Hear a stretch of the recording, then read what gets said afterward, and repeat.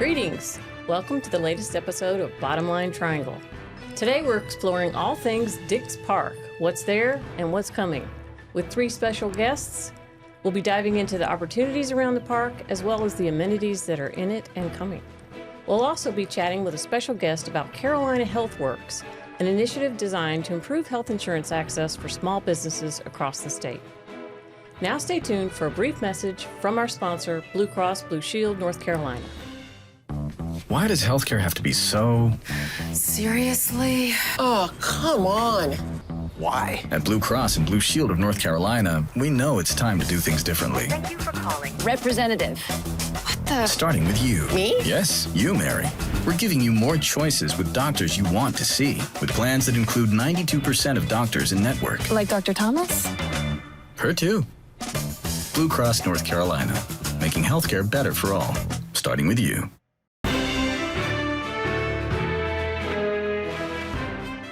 Hello everyone, I'm Becky Troyer, Editor-in-Chief of Triangle Business Journal, and with me is Senior Real Estate Reporter Kaylee Thompson, who's going to introduce our special guests for an interesting conversation about Dix Park. Take it away, Kaylee. Thank you. I'm so glad you could all be with us. Today we have Kate Pearce, incoming CEO of Dix Park's Conservancy, and then Stacey Buescher, Executive Vice President of Commercial Operations for Kane Realty, and Jonathan Lambert-Melton, Raleigh City Council Member at Large. Thank you all so much for being here. Thanks for having us. Absolutely. Yeah, thank you. Want to just talk about Dorothea Dix Park and the large growth, the rapid growth that's happening both within the park and around it. So I'm curious, what started this momentum with making Dix Park what it is, what it's becoming, the development around it? Sure, I'll kick us off. So 10 years ago, the city invested in this amazing piece of property right in downtown Raleigh, 308 acres. Located between I-40 and downtown to create what we hope is going to become America's next great Central Park, a Central Park for North Carolina, and we are well on our way to do that. 2025 really was a marquee year. We opened the Gibson Play Plaza, and as of this week, we will hit 2 million visitors, which is far beyond any expectation we imagined. We also had the installation of 5 trolls, and troll tourism is a real thing. People are coming from all across the United States and around the world to visit these trolls that have made their home in Dix Park. And we are beyond excited about what that means for Raleigh, the greater Wake County, and the state of North Carolina. What made you start with the sunflowers? Interestingly, Raleigh Water plants sunflowers at their bioremediation facilities across the city. One thing that we discovered is that a lot of people were flocking to those facilities, and it's not a place really Raleigh Water, the public needed to be. So what we did is we partnered with Raleigh Water early on to make a publicly accessible sunflower field. The first year we planted it, we didn't tell anyone. So it was this like moment of discovery and whimsy in 2018 that 5 acres of sunflowers popped up.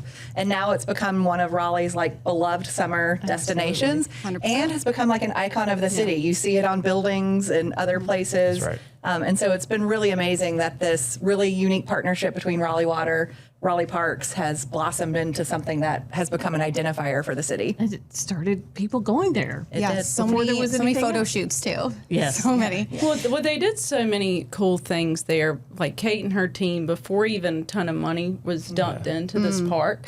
I mean, I'd been there and was sweating my face off at the sunflowers, taking pictures of my children.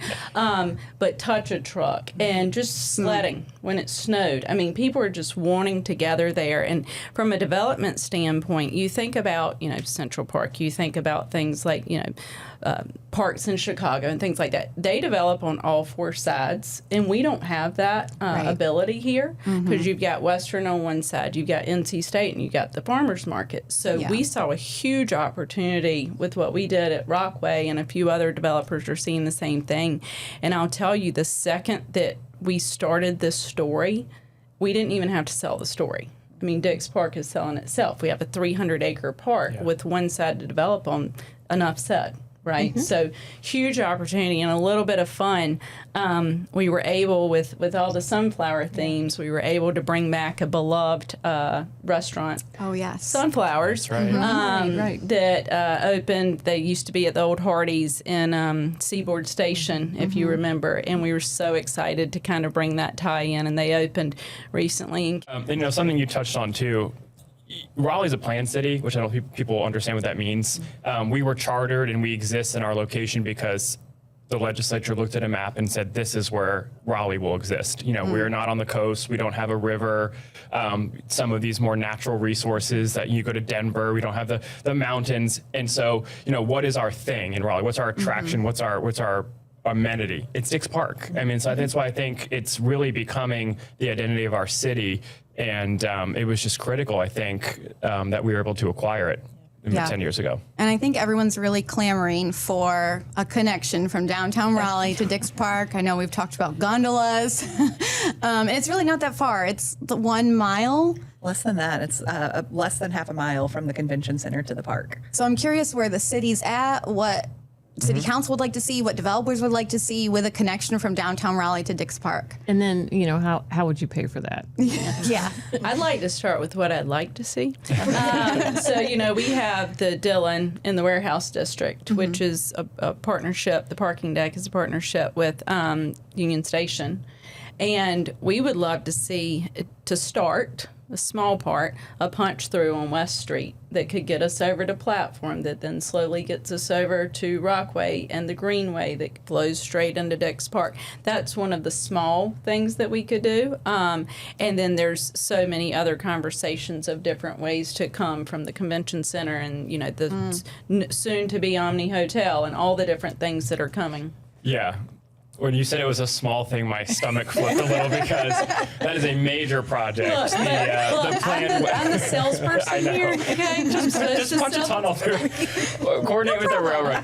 No, that is a significant priority for the city. Tunneling under West Street. If you're going down to Union Station, it sort of just ends in a large cement wall. It curves into the parking lot or the drop-off part. That is planned. The last time we put it out for funding, because it will require some funding from the federal government, it just wasn't quite ready. They're looking for shovel-ready projects, and so we're doing what we can to coordinate with the railroad because they have a say in this as well, about tunneling under, getting it ready for a future funding option locally, because there'll have to be a local part of the funding. And so that'll be a huge one, because that will obviously take, you know, two parts that are so close together and actually connect them, not just for cars, but for pedestrians and cyclists. I'll say in the short term, we do have the strollway. That'll be a Chavis to Dix strollway that has received some federal funding, and you will start to see that project get off the ground here very, very soon. So using the existing infrastructure, you know, and there'll be some, I think, cultural markers along the way, because you're going to be cutting through some significant neighborhoods. The Fourth Ward, which is a predominantly African-American neighborhood that was entirely displaced during urban renewal, and then obviously Shaw University is still over there. And so there will be a surface level, street level, using the existing right-of-way, strollway connection. It's not changing really anything, but it's making it more obvious that this is the route you should take, making it interesting, making it safe, and some placemaking along the way too.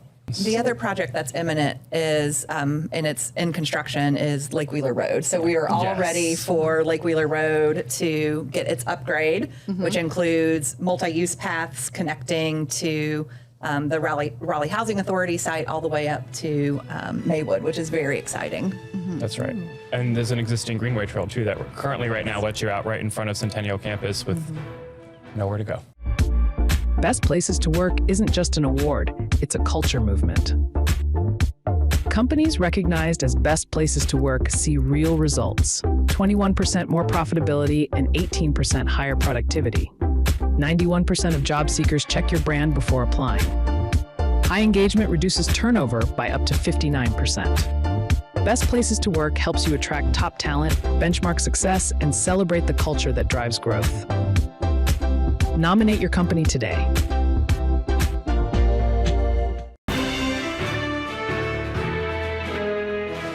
So I know that one of the, you know, community concerns about greenways and paths and all that is safety, and you sort of hinted at it, that it would be safe. You know, what sort of measures would be taken to, you know, have phones along the way, or lighting, or patrolling? I don't know. Sure. I mean, we have an incredible greenway system now. It's robust. And a few years ago, the City Council did fund a greenway patrol unit through Raleigh Police Department in coordination with Raleigh Parks. And so you will see, patrolling officers there now. We have looked at updating our greenway master plan. The trailside development at the Rockway is really well done. Everyone needs to get out there and see it. It is, I think, a best practice at how that can happen on that urban edge and in public infrastructure. Also, the safest greenways are the ones that are highly used and the ones that connect destinations. And I think that's the goal of the city, is how do we connect all these destinations, urban and rural, because the more people you have on them, the safer they are. That's right. Yeah, definitely. So I'm curious, what's on tap for Dix Park for the rest of this year, maybe even next? I know there's, some demolition of some buildings happening, and then there's also, I think, that wine brewery getting ready to to open. Yeah. So there's a lot going on at the park right now. If you've been on the West Campus, which is where a lot of our large community festivals like July 4th and Dreamville happen, you'll see lots of demolition. So we're taking down 4 buildings and creating 5 new acres of park, which is very exciting. Yeah. We are also, in partnership with the Dix Park Conservancy, about to open the Flower Cottage Coffee Cottage and Park Bar, which has the most amazing views of downtown Raleigh. It's also going to have a small kids play area. So if you and your family want to come out and enjoy the views and let your kids play around, there's going to be a safe place to do that. We are also in design on the Rocky Branch restoration, which is directly connecting to the Rockway and all of the projects along South Saunders and Lake Wheeler, which is very exciting. So hopefully in the next couple of years, construction will start there. And then the really big piece for us, and it's part of kind of the city's priority, is how do we address the 1 million square feet that's on the campus? What do we save? What do we repurpose? And what does it become? One of the things that's great is if you look at really great urban parks all across the United States, they have strong developed edges. As Stacey was mentioning, we only have really that one edge along Dix Park, but the more people that are living there, the more people that are coming there, only benefits the park, having eyes on the park. So we're really excited about the development that's happening along Lake Wheeler Road, the density that's there, and then what complementary uses can we bring into the park that's providing something new and different. And that's on the table for the next couple of months to figure out. Yeah, when we're done with our 3-phase project, that's going to bring over 1,000 units in. The current one has 335, I believe, is the exact unit count, and it was one of our fastest lease ups we've ever had. And so, I keep saying this, but it's the Dix Park dream, right? Like, there's a lot of construction, but they know what it's about to be.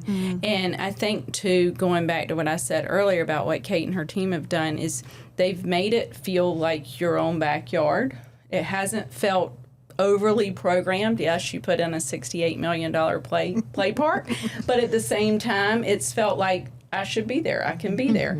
And so it's been, knock on wood, it's been easy to lease. The retail's been easy to lease. It's gone well from the jump.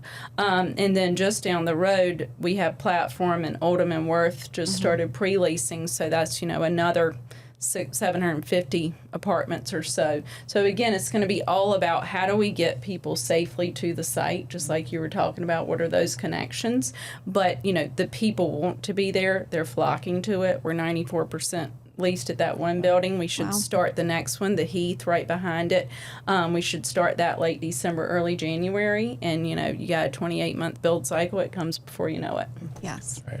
Well, and to the safety aspect, too, to add to what Kate was saying, the city took over those buildings at Dix Park fairly recently. And so there's been an ongoing conversation with the Conservancy about what are we demoing, what are we keeping. It's expensive to maintain. And so we obviously, there is a benefit to demolishing buildings that should be coming down. One, to provide more park space, also to save taxpayers on maintenance and upkeep. We also want to make sure that the buildings that are there are secured and safe. As more people are exploring the park on their own, you don't want anyone to go somewhere they're not supposed to and get hurt. And so that's just an ongoing discussion with the city. There are certainly a tremendous, maybe not tremendous, but a multitude of historic or contributing structures there that I believe will be saved. And some of them already have. The Dix Chapel was restored. The Flower Cottage was restored. And so, there are some buildings there that are certainly historic and contributing that I think will have new life. And then some less historic, less contributing that will provide more space for park. Yeah. What about the main hospital? Like, What are the plans for that? Right. So that is a big question. So the main hospital built in 1856 by A.J. Davis, who was kind of the go-to architect of his generation. It is a very large building that's had 7 different additions on it. Each of those additions has been in the architecture of the day. So it's kind of like a Frankenstein of a building.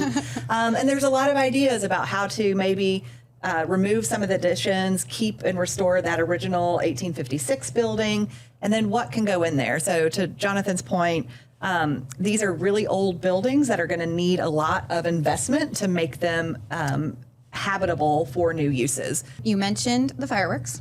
Yes. So I wanted to talk about how the fireworks are coming back to Dix Park this year. So I wanted to know what was the city's thought process behind that? Was the growth the reason? Why are we bringing them back to Dix Park? Well, obviously it's a monumental year for the country. Yes. And so this will be a bigger, better fireworks display and celebration than we've had in prior years, and the city budget reflects that. We contributed a significant amount more money towards it. And so I think it was really, I'm not actually sure why the decision was made to bring it back. Yeah, it was really, having it out at the fairgrounds last year, great, but it was just fireworks. And the goal is let's create this community festival. Let's invite people out here. Love that. America 250, there's a lot of stuff going on downtown that day. So how do we build on the momentum of everything happening at the Capitol and then have it end up with an amazing fireworks show at the park?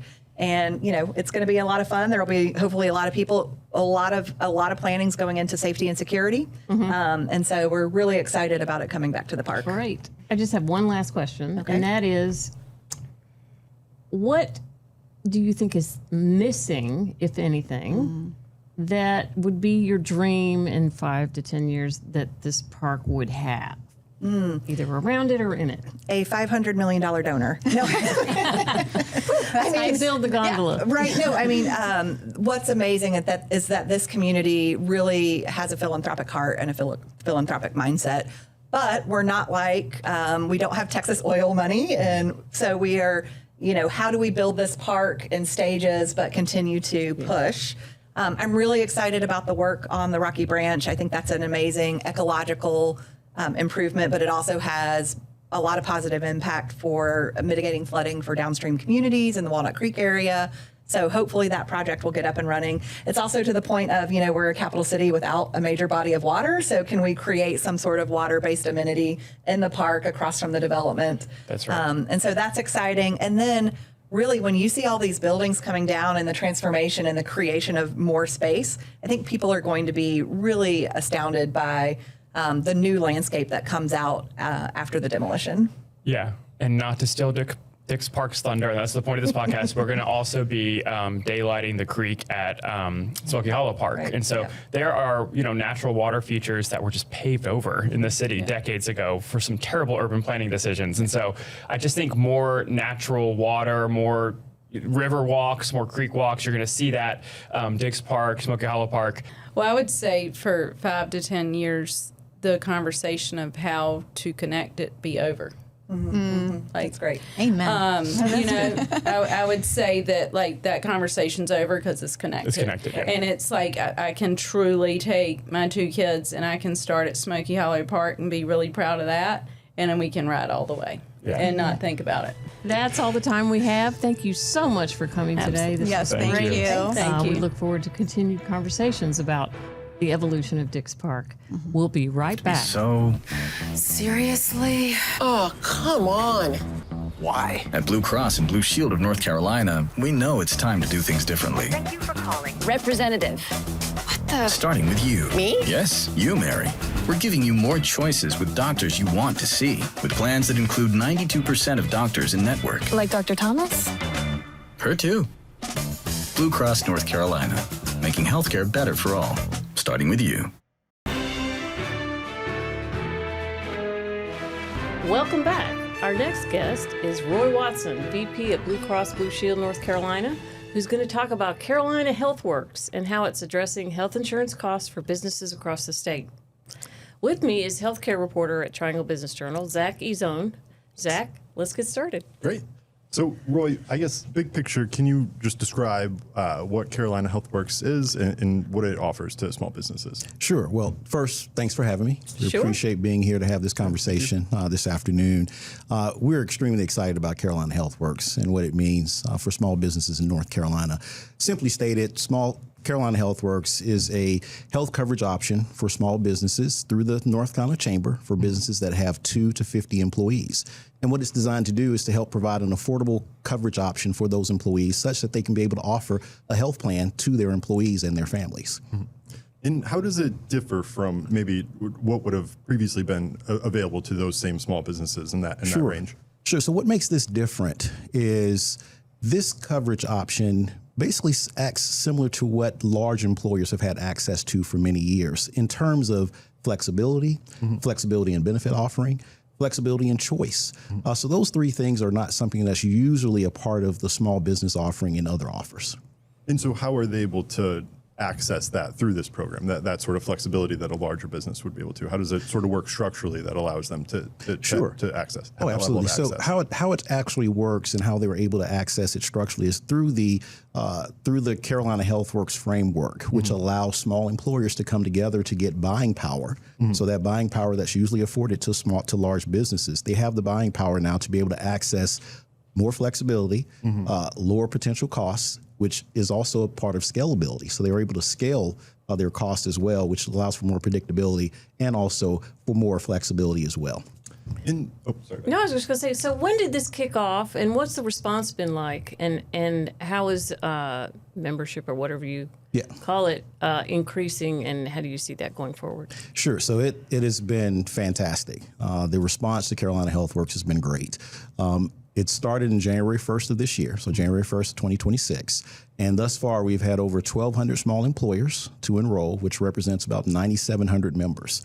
So we have seen a great interest in this program. So we're excited about being able to offer it because, again, offering choice as well as an affordable coverage offering for small employers is what's important. And that's something that they've been asking for quite some time. Excellent. And what about those companies, those employers that have signed up so far?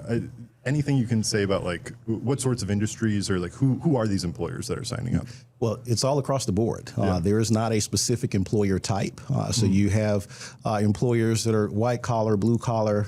We have all types of employers that have been signing up for Carolina HealthWorks, which is great to see because, again, it's giving access to some employers who may not have had access because of the affordability issue all along, which is one of the major concerns for small businesses is being able to afford health insurance, which is why they don't offer. Well, this is allowing them the ability to offer health insurance coverage, some for the first time. So we've been very excited about what we're seeing there, as well as employers who do have coverage today. They're looking at this as a part of their normal renewal process and saying, maybe this is something I want to take a look at as well. And if so, they'll make those choices based upon their business needs. Okay, interesting. And what about like the backstory about how this came together? Can you kind of walk us through that? Like obviously this is through with the chamber as well, right? It's a sort of partnership. How did that conversations get started, and what ultimately led to this coming together? Regulatory hoops or things like that. Yes. So conversations began. Again, we all saw what the issue and the concern was. And this is something chambers, and I've sat on the chamber board for many years, and this is something chambers have been wanting to do for quite some time, offer a health coverage offering to their membership. So with conversations with the North Carolina Chamber, conversations with the legislature, and conversations with the DOI, all working together to say we need to help find a solution for this particular problem. It's been a long time, and now all parties are at the table, and we're having good discussions about it. So what ended up needing to happen was that a Senate bill that was already on the books provided the legal pathway for North Carolina Chamber, which is a statewide chamber, to be able to offer health coverage to their members, which previously they were not able to do. So they were able to do that now with the Senate bill that came through in 2024. So it was passed in 2024, so we were able to offer this in 2026 this year. So it was a combination of the chamber, the legislature, the North Carolina Department of Insurance, and ourselves coming together to say we need to find a solution for small businesses in North Carolina such that they can afford to offer health insurance coverage to their employees, to their families. And can you sort of explain, like for businesses who may be interested, how it works structurally, right? Because so it's the chamber is sort of the sponsor of this program. you're the third-party administrator. We're the essentially, administrator. Right? Yeah. So can you just, I guess, can you just explain that structure? Sure. What that, how you work with Absolutely. the chamber, and for folks who might be. So interested. simply put, think about it this way: the chamber sponsors Carolina HealthWorks, so they sponsor the program. There is a benefit trust that has to be put in place, and that's a legal trust that is required by the legislation. So there is a trust, and the trust provides the benefit. Yep. And then we are the administrator. So when you think about what we do, there are three components. There are multiple, but I'll stick to three components of what we do. We provide access to the network, so they have access to our broad network, both for locally as well as nationwide. We also provide the excellent customer service. So any employer that has employees on the program, they call us when they have questions about the program to get customer service. We process all the claims for Carolina HealthWorks as well.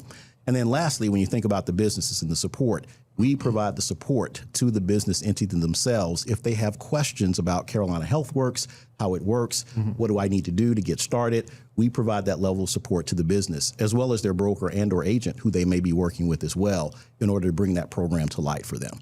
So that's the three prongs that we work through as it pertains to how we work together. And there are constant conversations. We meet with the chamber to make sure everything is working well. We are part of the process as it pertains to what they want to do, marketing, all of those things. We have a very, very good partnership there. About the geographic distribution of the memberships so far, like I'm just curious.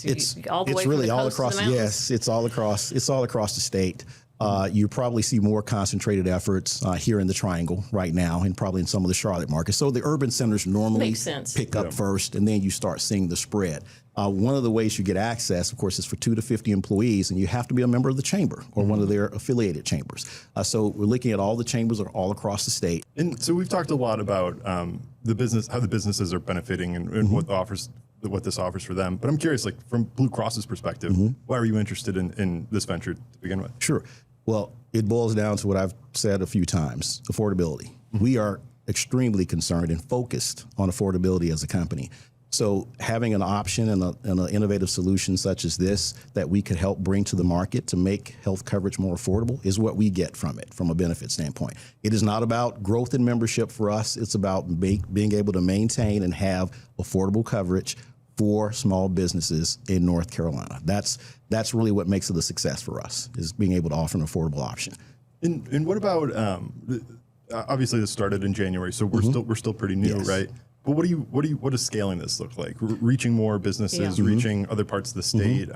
Talked about it maybe being concentrated in certain areas, rural areas. That comes with additional partnerships with more chambers, because again, this is a sponsored chamber product. So we have to continue to sponsor and market. It's really about marketing and helping those small businesses understand, and not just marketing, but educating.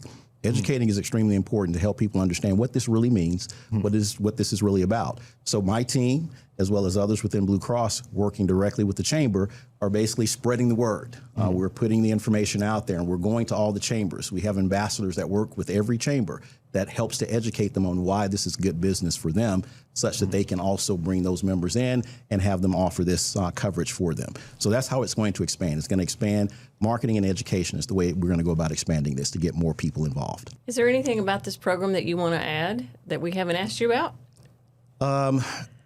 As far as you've asked me all the questions, but I would say what I am extremely excited about, and I've said it probably 100 times, is this being such an innovative solution, and the collaboration that took place to make it happen is just scratching the surface of what we can do as a state, as an industry, to try to solve the affordability crisis that we're seeing here in North Carolina. It's going to take all of us to do it, and this is just one example of how we can go about doing that.